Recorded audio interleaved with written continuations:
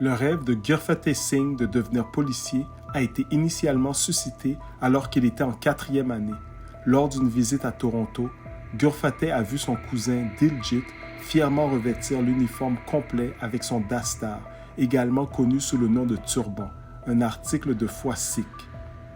Pendant la visite, Diljit a raconté comment un membre d'une minorité religieuse avait sollicité son aide pour se protéger contre une agression physique violente.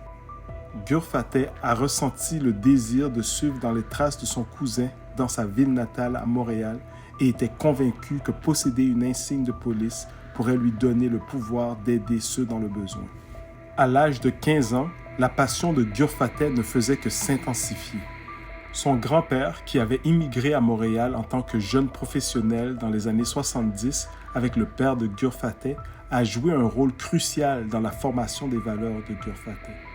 Gurfateh se souvenait très bien de son grand-père, avec sa barbe blanche argentée et ses yeux sages, lui enseignant le respect avec lequel les kèches ou cheveux non coupés devaient être traités. Le nettoyage et le peignage réguliers étaient jugés essentiels et la manipulation publique des cheveux était à éviter. Les kèches, expliquait son grand-père, étaient une manifestation de dévotion envers le divin. Comme son cousin aîné, Gurfateh a adopté cette croyance comme son identité. Il s'est consacré à entretenir ses cheveux quotidiennement. Malgré les brimades et les moqueries à l'école, où on le traitait de terroriste, il trouvait sa force dans sa résilience, enracinée dans les enseignements du gourou. Lors de sa cérémonie de Dastar Bandi, à l'âge de 15 ans, le grand-père de Gurfateh lui a attaché affectueusement le dastar autour de la tête, symbolisant son devoir de protéger ses cheveux. À partir de ce moment, Gurfateh s'est engagé à porter son dastar tous les jours, reflétant sa foi et son engagement envers l'égalité. Chaque matin, Gurfateh choisissait soigneusement un dastar qui complétait sa tenue. Des teintes de rose clair, jaune pastel et rouge bordeaux remplissaient progressivement sa garde-robe. Pendant le lycée, Gurfateh s'est engagé à se préparer pour l'école de police en s'inscrivant à des cours de justice légale et en s'investissant en éducation physique.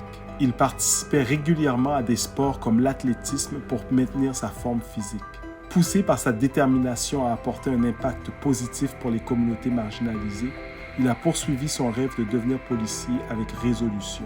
Cependant, lorsqu'il eut 18 ans et était sur le point d'entrer à l'académie de police, ses rêves ont été brisés par l'adoption de la loi 21. Cette loi marque un tournant. Les aspirations, les perspectives de carrière et les ambitions de Gurfateh ont tous radicalement changé, là où 2 générations avaient élu domicile depuis plus de 45 ans. Il a été confronté à un choix difficile, renoncer à son rêve de servir son peuple ou se déraciner et quitter la province. Une chose était résolue dans son cœur, retirer son dastar n'avait jamais et ne serait jamais une option.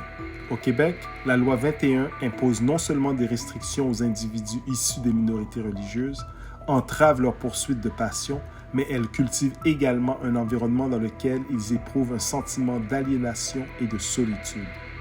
Le moment est venu pour tous les habitants à l'intérieur des frontières du Canada d'avoir accès aux mêmes opportunités que les autres sans compromettre leur liberté de religion. La loi 21 doit être abrogée pour garantir ce droit humain fondamental.